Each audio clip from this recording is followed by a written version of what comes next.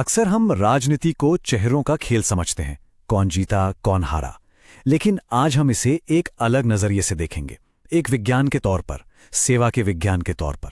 और हमारा फोकस है उत्तर प्रदेश का बरहज विधानसभा क्षेत्र। यहां हम ये समझने की कोशिश करेंगे कि जमीन पर असल में शासन का मतलब क्या होता है। ये जो आप देख रहे हैं, ये है बरहज, पूर्वी उत्तर प्रदेश का एक बहुत ही अहम विधानसभा क्षेत्र। देखिए, हमारा मकसद यहाँ किसी की हार या जीत का पोस्टमार्टम करना नहीं है, बिल्कुल नहीं।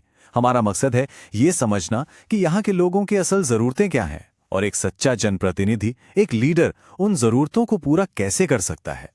तो सवाल ये उठता है कि किसी भी कॉन्स्टिट्यूएंसी के दिल को, उसकी रूह को समझने के लिए असल में चाहिए क्या। ये जो पूरी पड़ताल है ना, ये नारों से आगे की बात है। ये वोटर्स की असल जिंदगी, उनकी उम्मीदों, उनकी तकलीफों पर आधारित है। तो चलिए शुरू करते हैं और सबसे पहले सुनते हैं बरहज की आवाज, जमीन की हकीकत क्या है। क्योंकि देखिए, किसी भी जगह का असली मैंडेट, असली जनादेश वहां के लोगों की रोज की परेशानियां ही होती हैं। जब आप लोगों से बात करते हैं तो उनकी चिंताएं बिल्कुल साफ सुनाई देती हैं। वो कहते हैं, खुठुंडू के पास सड़क चौड़ी होने का काम अटका पड़ा है, रोज आने जाने में दिक्कत होती है।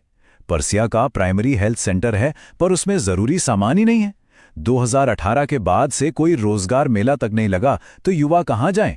और तो और रामनगर के पास बालू माफिया का खौफ है, जो सीधे सीधे लॉ एंड ऑर्डर पर सवाल खड़ा करता है।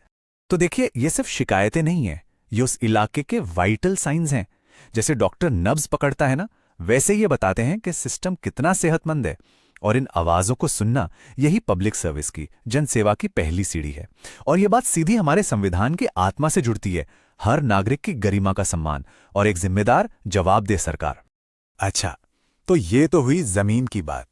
अब जरा इन हकीकतों को 2022 के चुनावी नतीजों के आईने में देखते हैं, क्योंकि आंकड़े जो हैं वो सिर्फ नंबर नहीं होते, वो एक कहानी कहते हैं। 2022 के चुनावों में बरहज में कुल रजिस्टर्ड वोटर्स थे 4,24,200। ये एक बहुत बड़ी संख्या है जो इस क्षेत्र की डेमोक्रेटिक ताकत को दिखाती है। लेकिन असली कहानी इस नंबर में नहीं है। असली कहानी है इसमें कि इन सब में से वोट डालने आए कितने लोग, सिर्फ 55.76%। इसका मतलब क्या हुआ? इसका मतलब ये हुआ कि करीब करीब 44% लोग घर पर बैठे रहे, उन्होंने वोट नहीं दिया। और लोकतंत्र में ये चुप्पी, ये खामोशी बहुत कुछ कहती है। ये नाराजगी हो सकती है, सिस्टम से दूरी हो सकती है, या शायद भरोसे की कमी। अच्छा, तो जिन लोगों ने वोट दिया उनके नतीजों को देखें तो तस्वीर साफ है। बीजेपी को मिले 41.85% वोट और समाजवादी पार्टी को मिले 30.66%, यानी क्लियर लीड थी। हार और जीत का फासला कितना था? 26,406 वोटों का। इलेक्शन में एक एक वोट की कीमत होती है और ये नंबर दिखाता है कि ये फासला कितना बड़ा था। अब अगर इस नतीजे को पलटना होता तो करीब 6.2% वोट स्विंग की जरूरत थी। अब ये 6.2% सुनने में शायद छोटा लगे, लेकिन जमीन पर इतने वोट अपनी तरफ खींचने के लिए आपको भरोसा, एक मजबूत संगठन और सोशल इंजीनियरिंग की बहुत बहुत गहरी समझ चाहिए। तो अब आते हैं सबसे जरूरी सवाल पर, ऐसा हुआ क्यों? अब हम सिर्फ आंकड़ों को नहीं देखेंगे, हम आंकड़ों के पीछे के सिस्टम को समझने की कोशिश करेंगे। हमारा फोकस किसी व्यक्ति पर नहीं, बल्कि उस पूरी व्यवस्था पर है, उसकी कमियों और ताकतों पर। जब हमने गहराई से देखा तो कई परतें सामने आईं। पहली बात, सोशल केमिस्ट्री ठीक नहीं बैठी। जो पारंपरिक सपोर्ट बेस था वो एक साथ नहीं आया। कुर्मी और मुस्लिम युवाओं में भी उतनी पकड़ नहीं दिखी जितनी उम्मीद थी। दूसरी बात, बूथ लेवल पर कनेक्शन बहुत कमजोर था।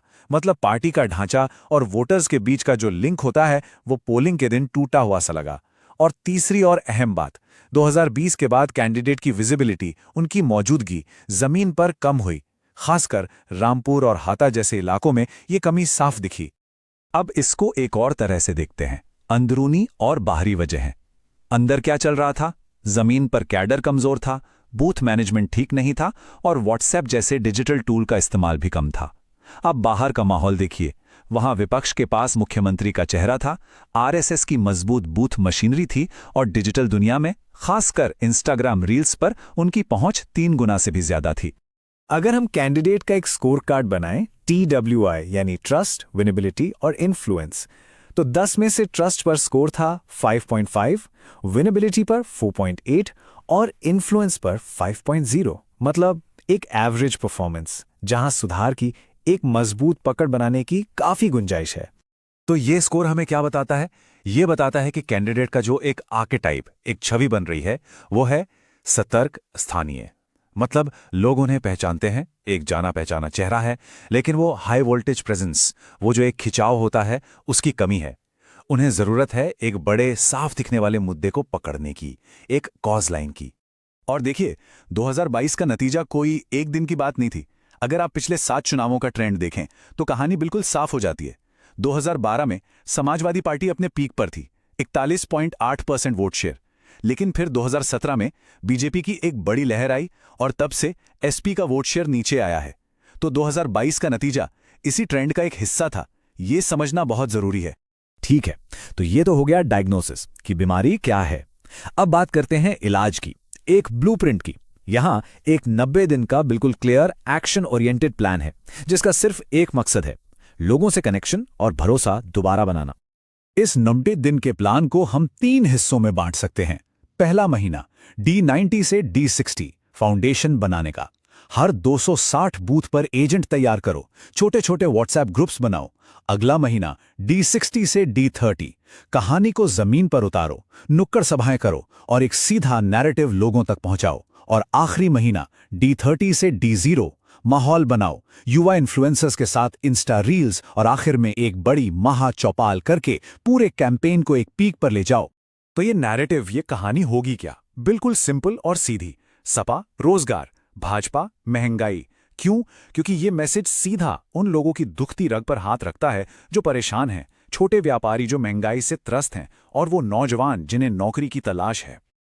लेकिन ये 90 दिन का प्लान हवा में काम नहीं करेगा। इसे जमीन पर उतारने के लिए 3 मजबूत सपोर्ट सिस्टम चाहिए। पहला, सही अलायंस। स्थानीय स्तर पर निषाद या अपना दल के गुटों से बात पक्की करनी होगी। दूसरा, एक डेडिकेटेड डिजिटल टीम, जिसका एक युवा कैप्टन हो और उसके पास बजट हो। और तीसरा, विजिबिलिटी, जो ज्यादा भीड़ वाली जगहें हैं वहां पर मुद्दों वाले होर्डिंग लगाकर अपनी बात लोगों के सामने रखनी होगी। और यहां एक बहुत जरूरी बात, लोगों से जुड़ने का यह मतलब नहीं है कि उनकी प्राइवेसी का हनन हो। हर कोशिश भारत के नए डेटा प्रोटेक्शन यानी DPDP कानून के तहत होनी चाहिए, जहां लोगों की सहमति, उनका कंसेंट सबसे ऊपर है। हमें यह याद रखना होगा कि नागरिक सिर्फ डेटा पॉइंट्स नहीं है, वो लोकतंत्र में हमारे बराबर के हिस्सेदार हैं। क्योंकि देखिए, ये सारी मेहनत सिर्फ एक चुनाव जीतने के लिए नहीं है। चुनाव जीतना तो एक पड़ाव है, मंजिल नहीं। असली मंजिल, राजनीति का असली मकसद, एक असरदार और जवाबदेह सरकार देना है। सोचिए इसके बारे में। एक वोटर का वोट क्या है? ये एक इन्वेस्टमेंट है और हर इन्वेस्टमेंट पर रिटर्न मिलना चाहिए। तो वोटर का रिटर्न ऑन इन्वेस्टमेंट क्या है? नौकरियां, बेहतर इंफ्रास्ट्रक्चर, वेलफेयर स्कीम्स का लाभ और इन सबसे बढ़कर सरकार पर भरोसा। इसी को हम कहते हैं गवर्नेंस ROI। तो मैं आपको एक सवाल के साथ छोड़ना चाहता हूं। क्या राजनीति करने के पुराने तौर तरीके आज की नई पीढ़ी और नए चैलेंजेस के लिए काफी हैं? या फिर अब वक्त आ गया है कि हम एक ज्यादा डिसिप्लिन्ड, डेटा पर आधारित और जनता की नब्ज से जुड़े हुए सिस्टम को अपनाएं? एक बात हमेशा याद रखनी चाहिए, मैंडेट या जनादेश चुनाव के दिन जीता नहीं जाता। उसे अगले 5 साल हर दिन अपने काम से कमाना पड़ता है। अगर आप एक जन केंद्रित नेता बनना चाहते हैं और अपने निर्वाचन क्षेत्र का उत्थान करना चाहते हैं तो blueprintstrategies.ai से mgr@blueprintstrategies.ai पर संपर्क करें या 08042041602 पर कॉल करें। राजनीति से परे एक उद्देश्य।